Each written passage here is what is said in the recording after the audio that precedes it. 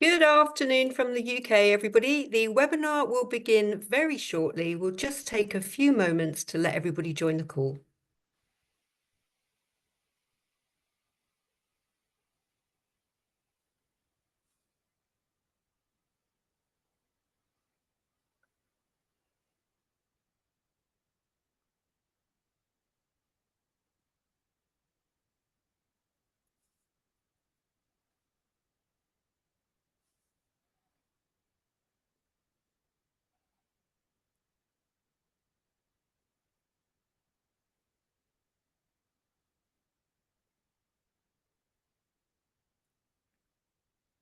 So good afternoon, everybody. But I know we have people joining us from all different parts of the world. So good morning, good afternoon, or maybe even good evening, wherever you are joining us from.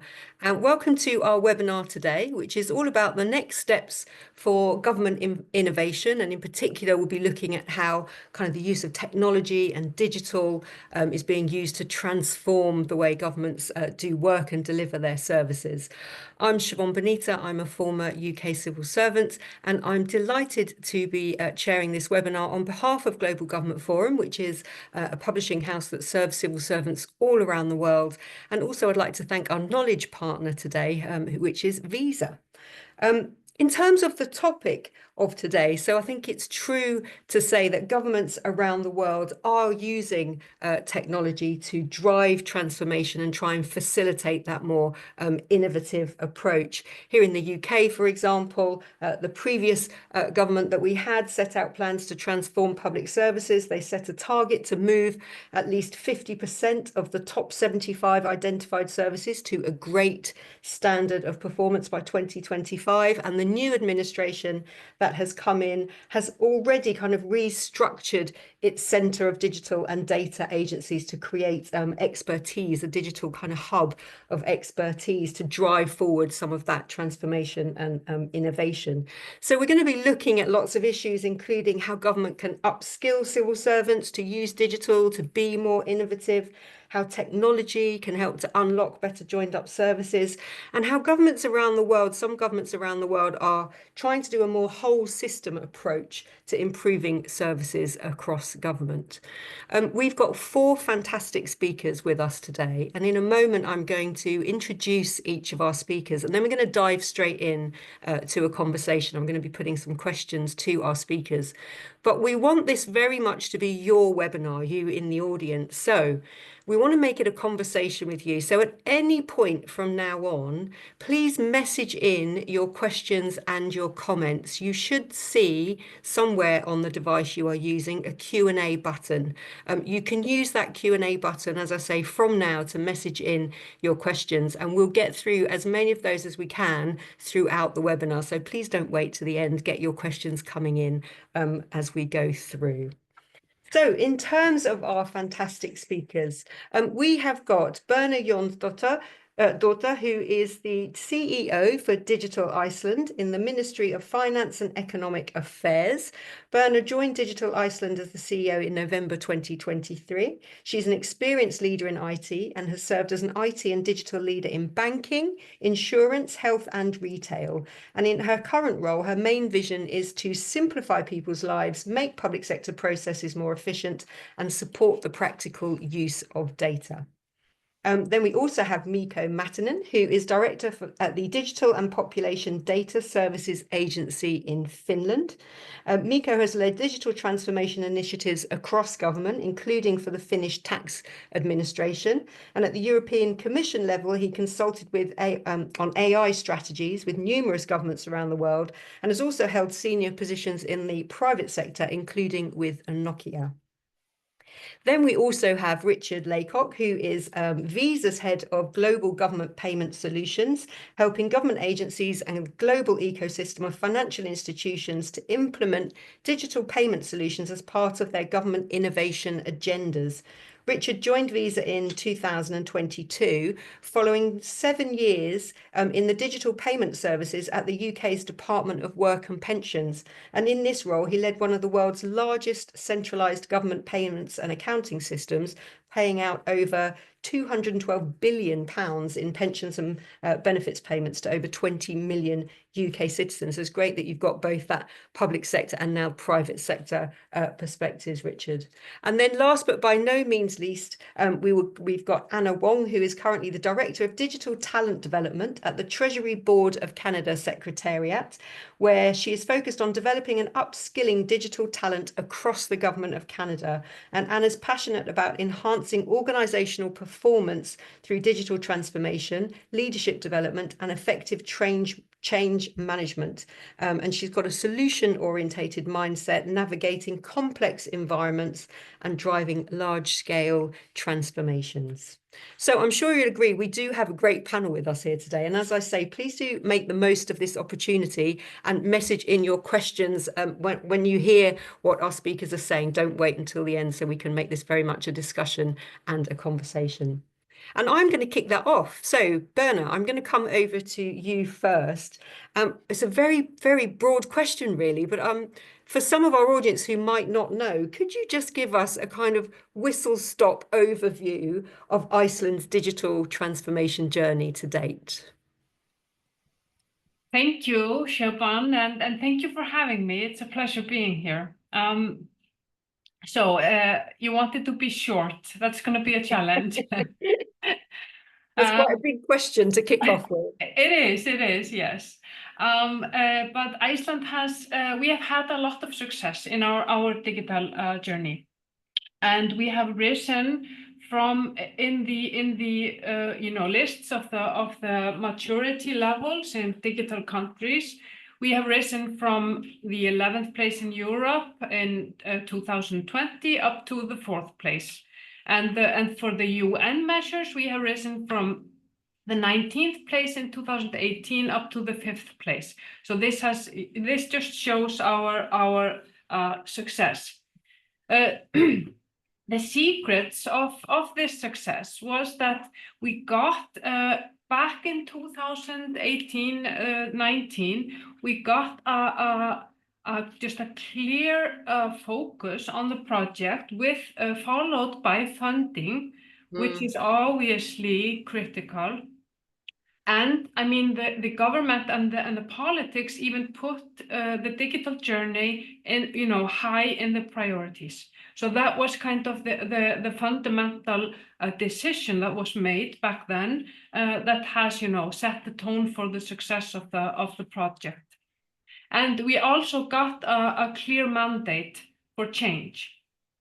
So the current format of Digital Iceland today is that we have a small kind of a project management office, or an office within the Ministry of Finance and Economical Affairs.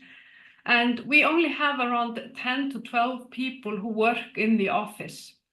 But our power is that we have a framework agreement with over 20 teams in the market. So this gives us the opportunity to move very fast. And I mean, our whole ecosystem is around 250 people who are working on the journey. And this framework agreement has given us the opportunity to move very fast.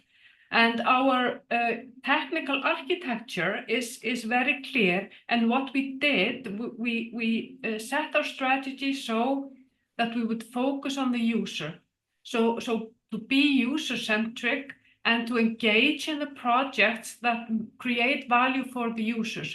We did not go into clearing all the technical debt in the legacy systems or fixing all data. We didn't do that. We just focused on the front end and developed core services that serve the citizens, basically. And the core services are identification and authorization system, for example. And we even have the distribution of EIDs in Iceland is over 95%. So that's, of course, also a part of the citizen engagement in the digital services. Other kind of digital services that we developed is digital mailbox. And all the government agencies are obliged, the 1st of January 2025, they have to deliver documents to the citizens through the digital mailbox. So, and then we also have an application system that solves all kinds of applications. Obviously, we have some digital certifications, user portals with the data, etc. So the technical architecture of being user-centric and letting the agencies just, manage their data and their legacy system. So that's kind of a key source to our success. I mean, we of course have a lot of challenges, data being one, and access to data and data exchange, and we just constantly have to get better there. Yeah. Yeah. So. Brilliant. Berna, thank you so much. It's a great way to kick off because I think you've covered. So we're talking kind of, I think the title of the webinar about innovation, and we're using kind of innovation and transformation very kind of similarly, I think here. And some of the key things that you think that you've mentioned, I think will resonate a lot with the audience. So having a clear focus followed by funding. I think that could be the strapline almost for the webinar, but also the importance of ministers thinking this is a priority. So really setting it as a priority, having that mandate then for change. But interesting what other people might think about your model where you've got a very small centre, but you've got this network of partnerships and framework agreements in place that are really helping you to drive through change. And then that is also, if I can add to that, that's also an opportunity for the government to invest in knowledge, in development within the Icelandic community as a whole. So that's a good thing as well. Yeah, absolutely. And then finally, before I move on to Mikko, I think the big innovation, I guess, as well, is that rethinking the way that you think about the user. So focusing on the user and coming at it from their life experiences rather than the traditional silos of policy departments, a really different way of thinking about policy and delivery. Thanks so much, Bern. A great way to kick us off. And then so Mikko, building on that, I want to ask you, similarly, I think Finland has also made a lot of progress on kind of innovation and digital transformation in particular. Do you want to give us a sense of where you are now, but also where else you want to be going, what more there is to do? Yeah, hey, good afternoon and greetings from Finland. We still don't have winter here, but we have had our first snow, so I'm pretty confident that in near weeks we will be having the true winter here. In a nutshell, the digitalization in Finland is saturating. Of course, there is always things to do and be more prepared and so forth. But in a sense, I would say that the digitalization is saturating in that sense that all the basic services, the basic registries, we have a service design and all these things that you need in order to truly have a digital nation. So we have those in place. So what next? So definitely we want to look at our current services and then going through those services through the principle of zero touch service. So is there services that we don't need? Is there a way that we can do it other ways, and how to get rid of the the complexity of the digital services? So the zero touch services is something that we are currently definitely looking. And then if we have to have a service, then we will definitely think it through like a no touch, through the no touch principle. So the end user doesn't have to do that much, or he or she just approves the thing that's happening behind the curtains. So we try to help the end users, either private or business users, already helping them with doing the services on behalf of them. So in a way, this kind of zero touch, no touch principle is something that we are or have been already for years been considering and evaluating. Then the second might be and is definitely the live event-based services. So the live event-based services, depending on your situation, either business or private. So this is something that is currently hot topic here in the Nordics. Of course, if you look at the European Union's digital decade, so they have like 7 live events in the digital decade activities. So of course we are relying on those. But having said that, we are still developing our own live event-based digital services. And last but not least, we have a, like, you know, Finns typically don't use any like fancy words, but we have like a super interesting activity going with Norway and Sweden. It's called the Nordic DigiGov Lab. And it's like 3 agencies from these countries are developing AI-based solutions which will help the end users, in this case, like the citizens, having like a smooth life without having to tangle into too many digital services. So the Nordic DigiGov Lab is something that we are, or at least I'm very fascinated, and that's something that I could talk for hours and hours, but that's something that most probably you will be hearing not this year, but next year when we get some concrete actions and activities out and about. Long and rambling story, sorry, but no, it's fantastic. Fantastic. And maybe we'll do a whole webinar just on the Nordic DigiGov Lab. I love the sound of that. All that right. could be a future webinar. But really interesting to hear what you say. So I think in Finland, what you're saying is you feel like you've got the basics in place, you've got the architecture, you've put the investment in to get those foundations in place. And now you're looking to more of that, the zero touch approach to services. I think in some other countries, that's what they would call the tell us once. So really simplifying, removing the complexity, making it as easy as possible for the user. Sounds simple, but obviously we could go into, there's a lot behind the scenes to make that work. True. In terms of sharing and breaking down barriers and silos and everything. But similarly to what Birna was saying in Iceland, you're putting the user at the heart of your thinking there in the design. And then also similar to what we've heard from in Iceland, the hot topic of the life event-based kind of approach to public service delivery. So really thinking about those life events and the you mentioning the EU thinking on the digital decade as well, but doing your own kind of bespoking of that in Finland.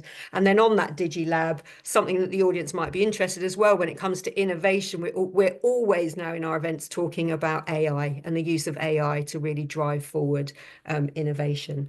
Thanks so much, Mikko. Lots of thought there. To the audience, if you've got any questions at all already, please do get them coming in. But Richard, I'm going to come over to you now. So obviously you have a slightly different perspective now because you work with governments around the world, but we've heard there from 2 governments already on their transformation journeys.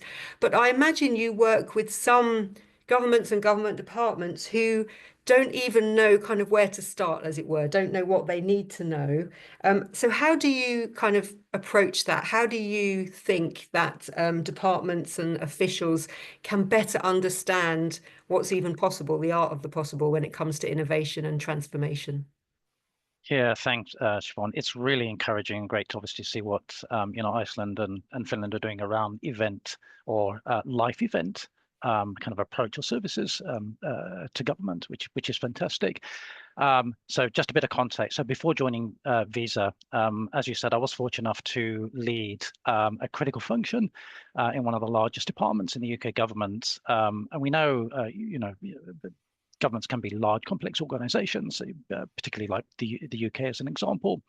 And delivering large-scale change programs can sometimes take years with large teams and large budgets. And changes to legacy technology can be complex and difficult. And we know, and we've obviously seen that in the recent budget, that pressure on the public purse, reduced funding envelopes, conflicting priorities, scarce resource in some cases, are all contributing factors that make it more challenging than it really should be. And so what you tend to find is that innovation and out-of-the-box thinking can sometimes take a bit of a back seat. And then you tend to plan and deliver around what you know or what's available to you. So the question is obviously what can governments do to better understand the art of the possible? And there's three areas I'd like to really touch on, and there'll be many more, and they're in no kind of priority order. But firstly, and obviously as we've seen, governments around the world are at various stages of their transformation programs. And I think governments have a fantastic opportunity to tap into a wide government network and leverage where other governments are succeeding and what their secret recipe is. So whether that's how Ukraine or Estonia have taken a whole of government approach, or how digital identity or digital wallets are changing how governments look to pay welfare payments in some regions and drive more financial inclusion. And data sharing and interoperability across government departments is one of those key ingredients to really kind of increasing productivity and simplifying citizens' engagements. And I'll take one example as an example. So in Austria, when a child is born, parents don't have to apply for child support separately, as the tax authorities automatically check the requirements and transfer the family support to the parents' accounts. It just shows that joined up kind of approach and obviously the sharing of data, or that interoperability.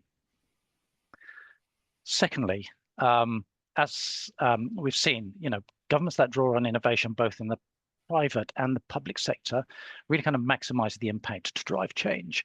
And I just want to pick up on a recent Art of the Possible workshop we carried out, which was looking at tackling benefit fraud in new ways. So we looked at leveraging open banking data to automate the submission of bank statements and financial evidence, and empower decision makers with real-time and richer data to make more informed and accurate decisions around entitlement validity and eligibility, and ultimately get the right benefit to the right recipient quicker. And then thirdly, and it's probably a point touched on, the success of any digitization effort or driving innovation is not dependent on a starting point or either the current level of technology adoption, connectivity, or digitization, but on strong, visible leadership from the top with that political will to make that change happen. And I think my kind of takeaways from this is don't be limited to what you know today. Technology advancements and creating a public-private partnership opens up a whole new kind of art of the possible way of delivering new innovative service in new ways that drives real value for government. Yeah.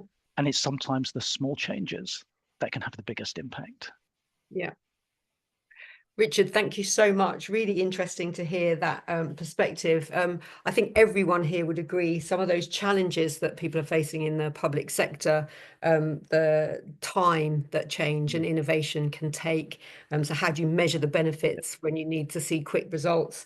Resources incredibly tight at the moment. And I think the irony there is when you need to be innovating more, it's when innovation can often get pushed down the agenda. But as you're saying, the three key things there: learning from others around the world, which is very much part of what GGF hope to facilitate, opportunities to learn from each other. So you mentioned there's some countries are much better than others at developing digital IDs, at sharing data, at the interoperability. So how can we learn from each other where that's going well?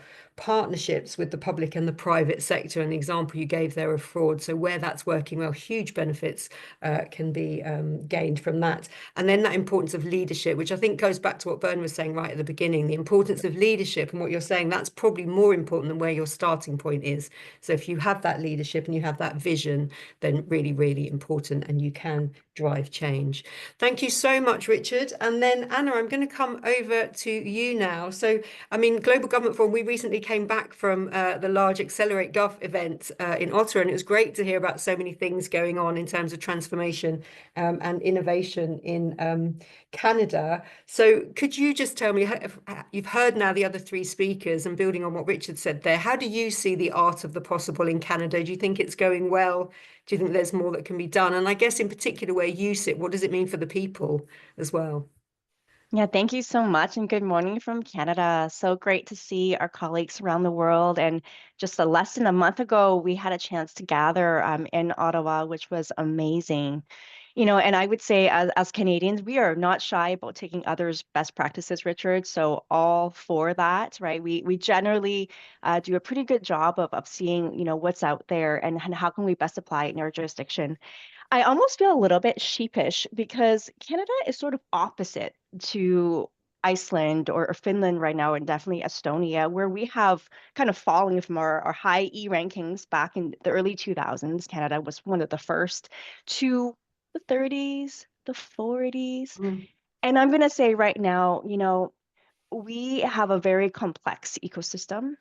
And I think our leadership are right there. To your point, Richard, having the leaders there is super important. So our senior leaders in the federal public service, also as our ministers. And I think it's really coming back to some of the basics, actually, right? When you look about what do you need? What is like the recipe for digital transformation? And many of you have talked about different aspects of it and great examples that we are also doing in Canada, like the life events, or we call it moments that matter, right? From cradle to grave, kind of same idea.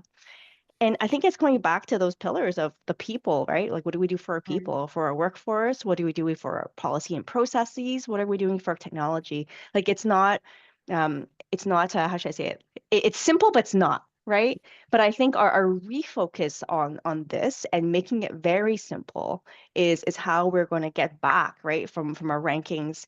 And so we see that in their leadership. We clearly articulate an approach and practical plans, like real ways to kind of get there. My focus has really been on the people side. And so that's really getting at, for our entire public service, which is almost 300,000 from coast to coast to coast, Canada, small but very large geographical country.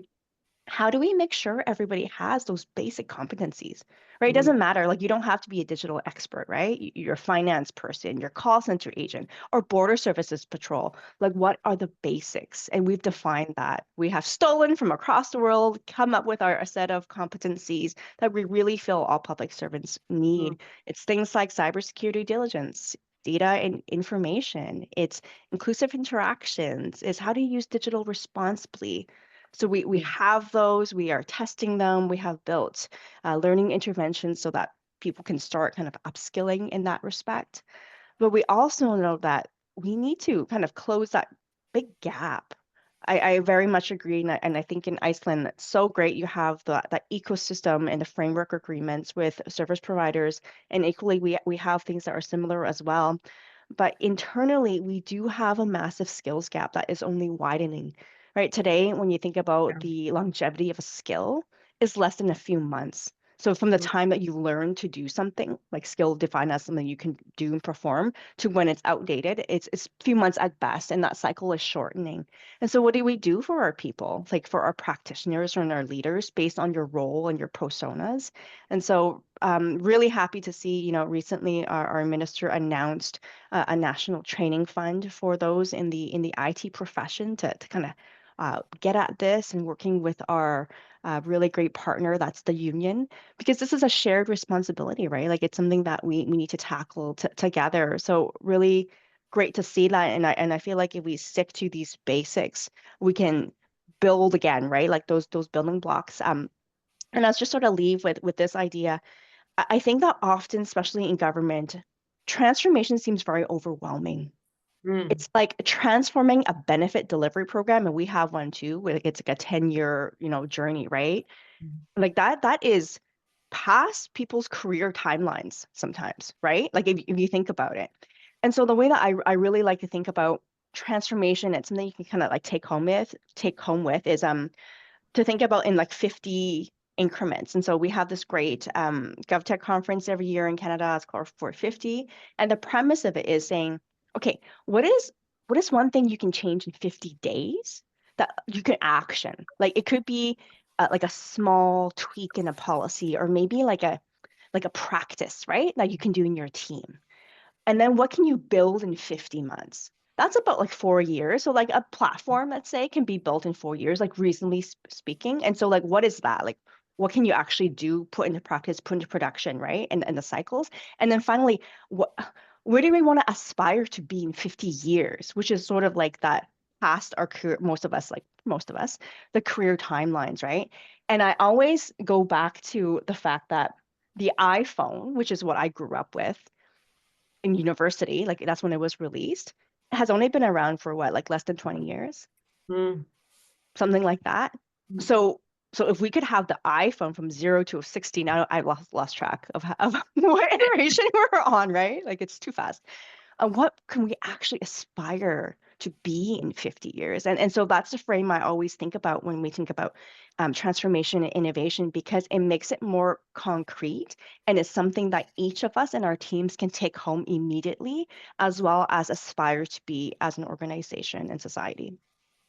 And I love everything you've said there, only you've made me feel very old because the iPhone didn't exist when I was at university. So that has made me feel incredibly old. But really interesting. I mean, very nice to have that honest kind of take. As you've said, Canada, unlike Iceland, has kind of fallen in the rankings. But as you've said, not really a case of the leadership. You've had strong leadership. It's clear that people want to do this, to be more innovative, to transform the services in Canada, but maybe a need to refocus on some of those basics, as you said. So the people and the workforce, as well as the processes and the technology. And as you said there, a real focus on ensuring everyone has the basic digital competencies and the skills. And that's changing all the time. So how do you keep that updated? How do you keep the focus on that and that training kind of for life? And then I really like the way you phrased it there, that transformation, innovation, change, however you want to label it, can seem overwhelming for a lot of people. So breaking it down into those increments. And I think all of you in some ways said, focus on the small things at some point, like just get things done, start with small things, do the increments. What can you do in 50 days, 50 months, and then that aspiration for 50 years. So I really love all of that. Thank you to all of you for that kind of opening question and for setting the scene. And to the audience, please do get your questions in. But I do have a couple of questions myself. So one of the questions, Berna, I want to come back to you. One of the things you said is you deliberately chose to focus on the kind of the user, the front end of things, and making that good for the user. You didn't focus so much on the legacy systems and addressing the kind of technical debt. But surely inevitably at some point that has to be done. So if you could unpick that a little bit more, what was the calculation there? Because a lot of people that we talk to in our webinars and our events say that is the thing that stops them in the very first instance, is they have all of this legacy to deal with. So just could you say a little bit more about that? Yeah, sure. And now I think we will have to dive a little bit into the architecture kind of thing.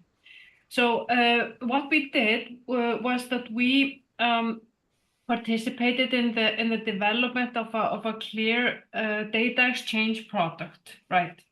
And to get data into the user portal, you know, to be able to do whatever you need to do in the live events, to put in the applications and all of that, the agencies, the government agencies, have to deliver the data through our data exchange layer, basically. So, and those are requirements. Mm-hmm.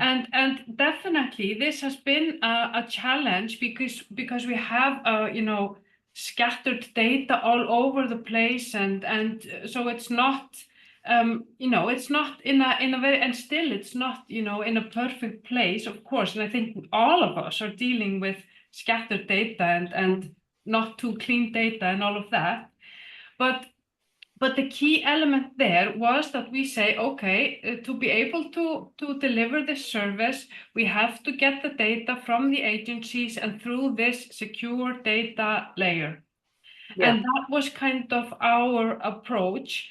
And I mean, it doesn't work, you know, we have a lot of challenges. For example, health data, right? We have all our health data kind of locked into a legacy system, and it's you know, it's hard to get access to that, and we need to be compliant to GDPR and everything, but just slowly and approaching this in an agile way, taking small steps at a time, you know, delivering what is available, identifying the low-hanging fruits in accessing data. So that has been our approach. But I mean, there's, you know, we have a long way to go, and of course, you know, fixing all the legacy and the technical debt is a humongous project.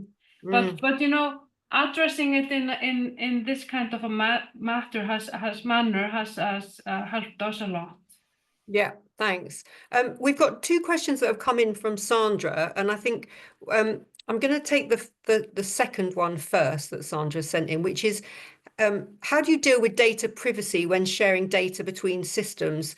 And Miko, I was going to ask you, building on what Berna has just said there, because you said you want to move to the kind of life events approach as well, which requires, as Berna was saying there, much more sharing of data across departments. And Berna mentioned GDPR and those issues around kind of data privacy, data sharing. So Miko, what would you say to Sandra in terms of if you want to innovate, you want to be more joined up, how do you deal with data privacy if you want to share more data? Well, first of all, if you look at the OECD ranking, how the citizens trust their government, so typically the Nordic countries and especially Finland is ranking fairly high. So the people trust in their governments, and that's why they are willing to share their data quite broadly. So that's definitely the basis. So we have the trust from the people that we are taking care of their data, and it's a kind of like simple thing, but still super important for the end user that he or she can trust that her data is safe there. Then of course we have all the technical practicalities that will ensure that the data is stored well, and the practices within the agencies are well met. And thirdly, of course, we have a long history on, having like basic central registries for population data, for business registry, for housing, and so forth. So there's like a good practice on that. So of course, I hope that this will answer Sandra's question, but on three layers, this has been building. So the trust from the people, and then of course the basic registry and so forth. So it's a kind of like it's like a history. So there's no one trick pony that you can say that okay, do this and then happens this. So it's something that has emerged during the time. So yeah. Thanks, Miko. And Richard, building on that, I want to ask you the same, because you mentioned about data sharing and we should learn from some countries who are doing it better than others. So your reflections on Sandra's question on how do you ensure the privacy, but when you want to maximize data sharing? Yeah, so I'll take a slightly different approach to it. And there's obviously some learnings we've taken from, and again, I touch on the art of the possible kind of workshop we did where we were looking at using open banking data to support the assessment or the eligibility approach to, let's say, someone applying for a benefit. Now, today, the approach might be actually produce a physical bank statement or produce physical evidence, and there's time to that. So go to the bank, get someone to print out, give it to you, walk to a benefit office in a sense, and submit that as a whole process. There's an education process in a sense to the citizen that says actually by authorizing the use of open banking, it dramatically reduces the time. So you no longer have to go to your bank. You no longer have to produce a physical bank statement. It will take 2 minutes as opposed to what might be days almost in a sense. And ultimately at the end of the day, they'll receive their benefit sooner rather than ultimately. So almost in a sense, days rather than what might be months or hours rather than days in a sense. So almost in a sense, it's incentivizing or educating the user in a sense that actually by giving this approval, the benefit ultimately would be you receive your benefit much quicker than you would normally do if you physically don't do that. And I hope that kind of answers it in a slightly different guise. Yeah, no, thanks. I mean, this is a question that comes up a lot, and I think GDPR, obviously GDPR has, there are reasons why we have it, but I think it was promoted so much that there is quite a fear amongst officials that they can't share any types of data. And I think explaining some of the benefits, very, very important indeed. Anna, I want to ask. Sorry. Yeah. Sorry. No, I was going to say ultimately at the end of the day is getting the current authority to actually use that data. Yeah, no, absolutely. Anna, I want to ask you another question that has come in. So Dario, I think this links back to what you were saying on kind of training. Because I really feel for Dario's frustration in this question. How do you promote digital innovation in the public sector when directors refuse to implement even basic training, what would you advise to Dario? Because you were talking about the importance of training. What happens if you're in an area where there just is no kind of desire for training? First of all, I would say I'm so sorry if if Dario or others are in that situation, because that is just quite frankly kind of out of touch, right? Like with industry best practices and just basic management, I would say. So this comes up though, right, quite a bit, and people tell me, oh, well, it's really great, we have all these resources now, we have this great fun, but I can't get support in my workplace to actually do it in the flow of my work, right? Like on time, like the way that people as adults we need to consume training. And so what I would say is maybe like a little bit sneaky, but try to just like prove and do the things. I'll give a really like concrete example. We do a lot about talking right now about the use of AI and specifically generative AI. And one thing I always suggest to people to try is to try in just little small ways in their flow of work with unclassified information that's not going to be leaking like a state secret. And so in many government agencies, there is an instance of something Gen AI. So if you're using Microsoft, like we do in the federal government in Canada, you might likely have an instance of Copilot, right? Like a basic version. Try just like doing simple things like running your emails through. I do this like daily, or like a briefing that, again, unclassified information, right? Like we're not talking anything secret or protected.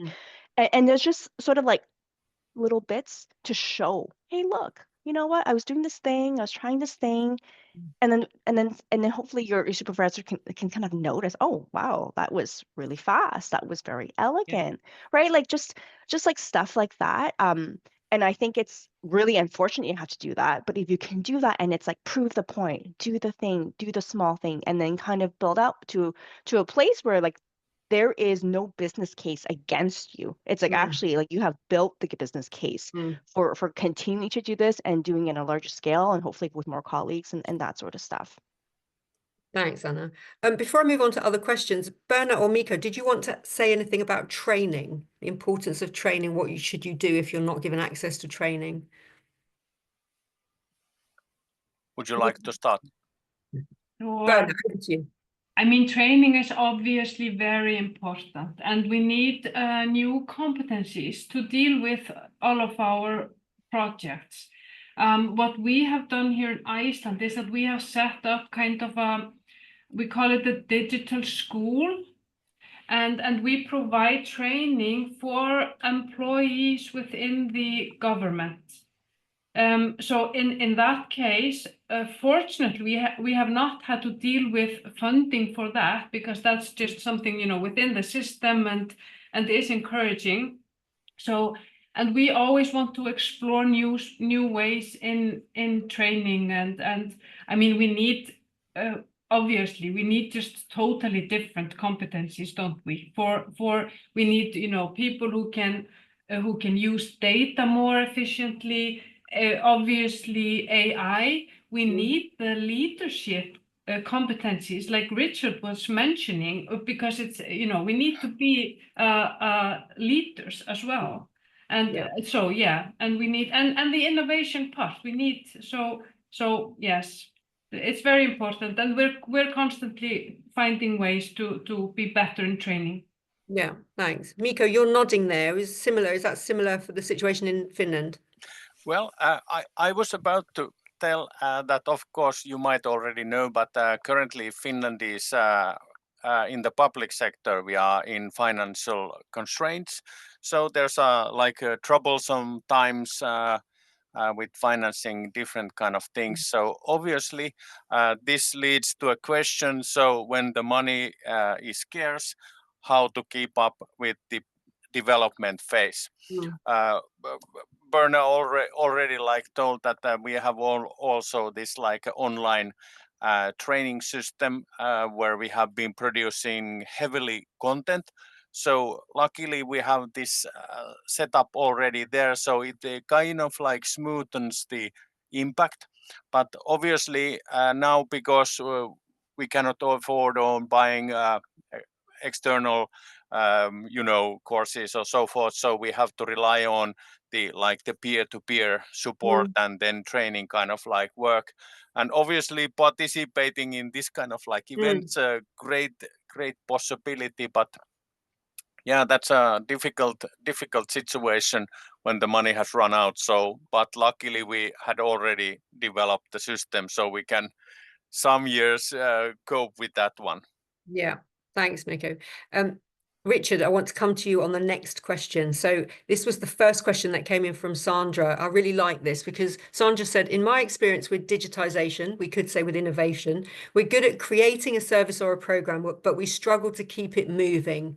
We seem to think there is an end, whereas it's constantly evolving. How do we keep people focused on continuous change, not just fixing the problem? I really like this. I think it goes back to what Anna was saying, is you've got to keep focusing on the basics, making sure we're evolving. So Richard, how do we keep people focused on continuous change?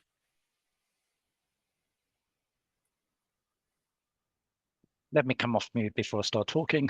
I was going to say that is a really good question, and it's something we kind of experienced, or I experienced in my previous life. I think one of the key learnings we had is that as you develop a new service or innovating, is having a clear and agreed kind of plan, I suppose, in the sense of where this journey is going and what hopefully kind of the end result will be. But as Sandra said, it doesn't end there; it continually evolves. But at the same time is looking at how you then take legacy technology or old technology out, because whilst that old technology is still there, it's really hard to obviously continue to implement, evolve, and develop the new services you're looking in place. So almost in a sense, there's a joint approach in terms of here's the new services, here we're innovating, here's how this new service will evolve, here's how I'm strangleholding, in a sense, my legacy technology, and ultimately kind of take that old system or service out of the equation. It's a fine balance. And what we struggled with kind of previously, if you don't have the two together, it becomes really hard to take the old out, which means the new it really struggles to kind of come into play. Yeah. Thanks. And again, it might come back to money as well. Yes, Mikko, I'm going to come to you. Let me add one thing there. So one of my good friends from Sweden, Theodore, hopefully you're listening, but Theodore has a theory about the fire souls, and his idea is that within an organization there must be always like people who are like fire souls on making things moving on and the way that should be done. So that's one key reason why the digital transformation has been developing so rapidly. And then the second point, most probably you all have read already the Peter Drucker's Effective Executive, but Peter writes in his excellent book that the change begins from the leader. So if the leader isn't able or willing to change his or her habits, or doesn't see that the change is like a possibility, so then it ends. So of course there's we need the fire souls, and then we need the effective executives in order to move forward. So kind of like two-folded answer. Yeah, thanks, Mikko. And Bernie, you wanted to come in. Just a quick one, because I had a talk, I was talking about the digital journey in Iceland, and I made the resemblance to a marathon, right? So what we need, because this is a long journey, right? And we need to be resilient to keep the focus and to complete. And when you're running a marathon, you start training, and first you do the 5K, then you do the 10K, then you do a half marathon, right? And this is so important that we have a roadmap ahead of us, and that we reach goals as we go along, because this is what keeps people motivated, basically. So that was kind of my 5 cents into that. Which is nice, because that's kind of a different way of articulating what Anna said, which is you do the 50 days, then maybe the 50 months, and each time you bank the success and then you move on to the next stage. Anna, did you want to come in at all? Because maybe what you're seeing in Canada is the result of not having this continuous change kind of culture, in that it's kind of almost, well, we invested in digital, that was done. And then it wasn't kind of maintained, perhaps. Maybe that's why you've seen some of the falling in the rankings. I think that's a really good point, and I think it actually comes down to our ability to shorten feedback loop cycles, right? Because what we tend to do is sort of like we get to like go live, like the launch, right? And it's like, oh my goodness, it's like the fatigue. But then we forget actually like that's just the start, right? And you didn't maintain those cycles that requires effort. It requires people power. It requires I really like what you say. I wrote it down, fire souls. I love that. It requires somebody to keep that fire going, right? Like continuously. And I think when you don't create those short feedback loops to address the things, see the user feedback and iterate, people kind of get disempowered, maybe discouraged, right? And like Berna's saying, it is a marathon. Transformation is a marathon, and you need those wins consistently or that kind of like motivation to keep going. And so I feel like whatever ways in our teams and organizations we can shorten those loops, get that back quickly, the more we can continue with that continuous change or continuous improvement. Thanks. Richard, did you want to come back in? Yeah, I was just going to say, actually, I agree with what, everyone was saying there. And it's something that was, touched on through the discussions, having that strong leadership or the executive leadership to really kind of drive through that change. I think having the right governance structures in place as well to ensure that obviously you continue that kind of evolution of your services as you stranglehold other ones. And then obviously, something that Anna just said there is around, looking for those quick wins as well, continue looking for those quick wins. Thanks. And Mikko, you wanted to come in as well. Yeah. Just a short comment. Obviously, the politicians, the politicians are financing all this like digital transformation. And at least in Finland, there's like a former minister for traffic and communications, Timo Harakka, who's been great many times telling that he won't be winning any votes just because he's giving money to the digital transformation. So somehow we have to help the politicians. So I'm meaning the civil servants. We have to help the politicians to communicate what are the the benefits on investing in these kind of like things, because of course the politicians could be like calculating, okay, we'll be using this money for that and so forth. So they need our help in order to still keep financing the digital transformation. And that takes us right back to what you all said at the beginning, which this is about improving things for the user. If you can show that actually this investment is going to, I don't know, make it 5 times quicker to renew your passport or your driving license or something like that, then that's where you can start having that really clear business case, I guess, for a lot of this stuff. So let's move on. We've still got questions coming in. Keep them coming in. They're great questions to our audience. Thank you so much. So Kevin Lee has asked, given that governments often lag behind industry in deploying disruptive, innovative, and emerging technologies, what do you each see as the factors required to effectively move the needle on adoption by government? I think this is a question about being risk averse to some of these new technologies. So how can we, because that's part of innovation, how can you help the public sector to be less risk averse when it comes to the adoption of new technologies? Berna, I'm going to come to you on that one. Okay, thank you. So our approach has been, and I want to refer back to the kind of the framework agreement and being connected to the market, and the market is constantly, developing. So a good collaboration between the public and private sector, as Richard mentioned as well, is, I think, key to this. And I mean, we know that we need the laws and legislations, and they have to, they have effect on our project. But being creative in finding ways to do this in a light kind of manner, and having the discussion with public sector, the private sector, sorry, having the discussion there, I think that's a key, and being open. So yeah, but basically. Yeah, so those partnerships and being open to those conversations are a really big part of, I think, increasing that risk appetite in Yeah. the public sector. Richard, you're nodding. Would you agree with that? What other advice would you give to Kevin in his question? I couldn't agree more with that. I saw that in my previous life, and I see that obviously in my life now in Visa. It really is, you know, that public-private partnership. It's working together, and it's showing what the art of the possible is with disruptive technologies, and ultimately what the value to government could be. It's that kind of insight and that sharing and the working together that ultimately kind of helps, whether it's the introduction of new technologies or slightly different ways of doing things. But I couldn't agree more with what Berna was saying. Thanks.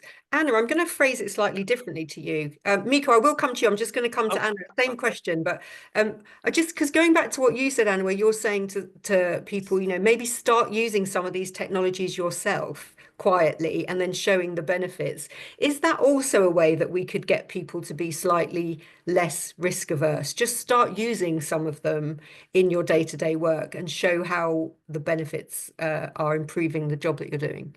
Yeah, absolutely. And I think, you know, doing that in an individual level, but also at an organizational level. And so back in 2018, I had the privilege of working on one of the first AI projects in the government of Canada. And at that time, we were trying to look at some of the analytical tools to look at our regulatory stock. Canada has a very large regulatory stock, so a lot of like semantic analysis and things like that. And the best thing was to just show the thing, right? Go back to the business problem and show, like, look what you can do. And that was a great partnership with many service providers in our ecosystem. And so it's like, here's the problem. Like, you're trying to do a thing, you're trying to solve something, right? And like, these are different ways that can help you. But I think like, sometimes for people, when you think about the adoption curve, right, for innovation or any kind of change, you have the early adopters, the middle, and so forth. And so where are people at? And on general, I know it's a stereotype. Most public servants are sort of like not on the front edge, right? Like by sort of the nature, you're sort of like in the middle, or maybe even in the more lagging part. And so, like, if you can demonstrate that to your teams, your organization, that this thing, this approach, this tool, whatever, can really solve this problem in this new way and give you new insights, I think that that's the best thing you can do. And I think we can all do that in our daily jobs, like with the Gen AI, for example. I mean, that's a very small example, but to something bigger, whatever that can be. Yeah, thanks, Anna. Miko, you wanted to come in on Kevin's original question of Yeah, of course, I don't know from where Kevin is and what kind of like culture in his country there is, but of course, from my point of view, investing in emerging technologies, it's a great idea. I love technology in all forms, but investing in emerging technologies in government sector should be cautious. First of all, because we are using the taxpayers' money. So when we are investing into something, we have to know that the return on investment is, you know, as good as possible. Yeah. Secondly, of course, looking at the Gartner Group's hype cycle, you can from there see that which of the technologies are maturing and then what kind of like off-the-shelf products you can start deploying in your agency or in the government. So that's the second one. Thirdly, of course, coming back to the Nordic DigiGov Lab, so you have to have like the proof of concepts and some kind of like minimum viable product where you test these emerging technologies.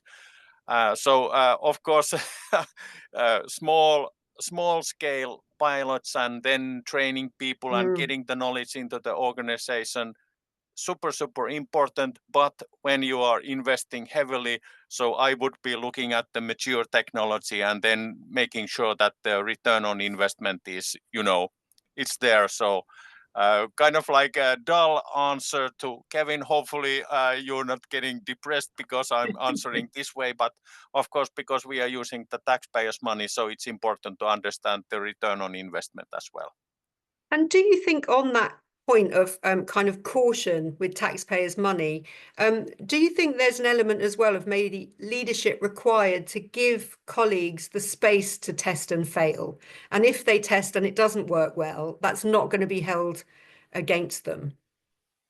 Yeah, well, here in Nordics, we have this Nordic Council of Ministers, which is like a joint group of different Nordic countries, Nordic and Baltic countries. So we are getting finance from them on driving these kind of like innovative proof of concepts and minimum viable products. So we can separate this from the line duties and the line business that we are currently operating in each of the country, and then we have this kind of like a testing bed where we can jointly test new technologies and try to do some proof of concept. So that's of course it's a Nordic thing, but I think it's a good idea to have this kind of like way to test technologies, not having to be putting your own agency yeah, money there and right. burning it into something that you don't have any idea that what's the return on investment. Yeah, thanks. Richard, you wanted to come back in on this one. I was just going to add there, yeah. And again, it's one of those that, to Kevin's point, is that, look at introducing or testing new disruptive technologies and, the whole fail fast type approach. But actually, it may be a case you test something today that may become the foundation or a building block for something in the future. And I look back at something we tested probably in 2016 in my previous role. So we were looking at things like, digital wallets and dispersing, potentially kind of using crypto to digital wallets. You looked at financial inclusion around those digital wallets. We looked at blockchain and DLT almost in a sense, really disruptive at the time. And you know what? At the time, it were great ideas, but not right at the time, but potentially and definitely a building block for the future. Yeah, thanks, Richard. We have another question, which I really like, but it is quite a big question. I'm going to put that out there now, but in some ways, it kind of crystallizes everything that we are thinking about. So Adideo has asked, what do you think are the greatest challenges to digital innovation and how can they be overcome? So we've talked about some of these, I think, but if you were to kind of think about what are the top challenges, so would you say, for example, they are the technology, or is it lack of resources, or would you say it's more around the culture, which is what we've just been discussing, around people being scared to take risks? So to Adideo, what would you say are the biggest challenges? Anna, I will start with you. Okay, so I think there's two parts. I think certainly the culture plays a really big part because that encompasses everything, right? And so that's everything from the leadership giving permission. Like I love what Richard was saying about creating those sandboxes, right, for innovation to happen, and Miko as well. Like so you're not touching your business lines, right? But you have this defined box, this defined investment that you can test and learn from, which I think is brilliant. But you need to have the right mindsets and the skills for that to happen at all levels, like from your worker bee to your senior leadership in the bureaucracy, and then also to your political masters as well, right? Like you kind of have to have all of that set up. And then the second one I think is actually, especially this is a Canadian perspective perhaps, but we're very good at the idea and the ideation like phase, and we're very good actually at the sandboxing. I think where we have challenges is at the scaling aspect. And I actually think that like that is like the in some ways like the harder part, because that's the part you have to tackle those really heavy things like addressing your data debt and getting your architecture right, getting in your partners, like the governance, like that is sort of like where the rubber hits the road and where I feel like we kind of get to, and then we kind of get stuck. And so we're stuck where we had this great proof of concept. It's brilliant. It's got so much that you can deliver. But to get to that, to the whole benefit system or whatever, like I think that is where we have to do that kind of hard work in those areas. Yeah, thanks, Anna. So not necessarily the ideas generation, but actually once you've got that idea, how do you scale it up and get it out into kind of operations? Berna, obviously there's slightly different scale in Iceland to in Canada, but does some of those issues resonate with you? What would you say to Adideo are the biggest challenges? Yeah, I have three big challenges. Data exchange and interoperability is one of them. So I think that is a challenge to move forward, is to have suitable access to data to be able to share data both within the country domestically and also cross-border.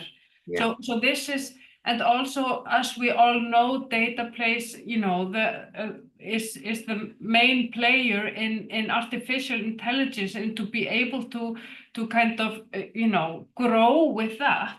Yeah. And you know, making our AI assistant for every citizen and all of that, data is just critical for that. Yeah. So you know, data exchange in a secure manner and all this interoperability is clearly one of the challenges. And this is, again, it's like a marathon. It's a long journey. We need to take just one step at a time and keep focus. Other challenges is as Anna was mentioning, it's the people and change management, because we need a lot of change, and we need, you know, change within the government systems, change you know, in just society basically. So that's also a challenge in how we will approach this change. And the third challenge that we are faced with is digital inclusion, right? How do we include all groups having you know, good satisfactory access to our digital solution service and services? And so this is a huge challenge, and I mean, what we are doing, we are, you know, innovatively looking into ways to approach this in various ways. So, but I find that this is a great challenge as well. Thanks, Berna. So I'm going to come to Richard, and then Miko, the final words will go to you on this. But Richard, so far we've got as the biggest challenges to Adedayo's question, scaling up the idea, data exchange and interoperability, keeping focused on the long term, people and change management, not just in government, but Berna was saying in society, we're trying to change the way everything is done. This is big, big stuff. And then digital inclusion, making sure that ultimately when we've innovated and created new services, everybody can access those services. What would you like to add to those, Richard? The biggest challenge, I'm actually smiling because obviously it was a little bit of a discussion we're having prior to obviously, you know, going live. I still come back to, you know, who owns and who funds in a sense. So particularly when you're looking at innovation or change that goes either beyond your area of influence. So if it's cross department or inter-department, if I fund and my budget ultimately kind of sits with me in my department, but others are getting benefited in terms of other departments in a sense, I'm funding a whole of government kind of change approach, but actually I'm going to be penalized in terms of the funding, which will limit my funding for everything else and my other priorities. So ensuring that, again, that leadership or the executive sponsors up the top, that kind of spans beyond your area of influence, ensuring funding in a sense goes beyond, or there's clear rules, I suppose, just in terms of kind of how innovation or change is going to be funded. Yeah, brilliant. Thank you. So innovation, as we were saying before we went live, innovation doesn't stop at departmental silos, and we haven't really cracked. There's no government that's cracked. How do you have ownership of these big innovation transformation projects that cut across departments, and how does the funding flow? Because traditionally it still flows very much down departmental silos. Absolutely. So Miko, sorry, it's the hardest bit because lots of things have already been said, but is there anything you would like to add in terms of what are some of the biggest challenges? Well, two challenges. First of all, you know, now I hope that Europeans are listening. So most of the technology that we are deploying currently are US based. So the digital divide between Europe and US is pretty large, I would say. So somehow here in Europe, we should be considering that there are like technology companies like Nokia, Ericsson, SAP, Mistral, Silo AI, so forth. So there isn't that much, you know, technology here in the old continent. And secondly, because Finland is a relatively small language area. For example, now when we are looking at the generative AI solutions, so they work nicely and so forth. And but then again, we can see that the advancement in the larger language areas are much more rapid compared to these small language areas. So in a sense, there's like also this like the peculiarity that we have here in Europe. So we have lots of like small language areas like Finnish and Swedish and Norwegian and so forth. So these two things I was thinking that might add value to this discussion. Brilliant. Thank you so much. Well, we come up with a big list there. Adedeo, I hope you were keeping track of all of those. But as you say, the digital divide in terms of kind of the big companies, in particular technology suppliers with the US and Europe, and then the pace of change, I think you mentioned there, but in particular, some of those small language issues across Europe. We have, unfortunately, I can't believe how quickly that has gone, but we have, I think, come to the end of our time for our conversation. Sandra, who sent in the first two questions, has very kindly said to all of you on the panel, this has been really interesting, and thank you all of you for taking the time to share. I couldn't agree more with Sandra. Thank you so much to our audience for sending in so many great questions, but also to Berna, to Mikko, to Anna, and to Richard. Thank you so much for sharing your time and your expertise with us. Just to say to the audience, we will have sent out a very short questionnaire. I'd be hugely grateful if you'd just take a couple of minutes to complete that, because it means we can keep giving you webinars on the topics that you're going to find most useful. So it's really helpful for us to have your feedback. Thank you to Visa for being our knowledge partner today. We will be sending the link to this video to everybody who registered, so you can watch it again, you can share it with colleagues if you found it that useful, and it will be available on our website to watch on catch up as well. And we will also be sending an article with the key issues that have come out of this discussion in a couple of weeks to everybody who registered as well. And we did mention at the beginning, I think, the topic was all about innovation. This is one of a series of webinars that we are doing in the run-up to Innovation, which is the next big conference that we are holding in London, GGF. You should be receiving the details of that at the moment in the chat, and we'll send that to everybody who registered. It's taking place in London on the 25th and the 26th of March, so it'd be great to see as many of you as possible there. I know it's UK based, but you are very welcome to fly in from wherever you are in the world to come and see us in London. But thank you again to our fantastic panel, and to everybody. Enjoy the rest of the day wherever you are, and I hope to see you on another one of our webinars very soon. Thanks to all of you for now. Bye-bye. Thank you.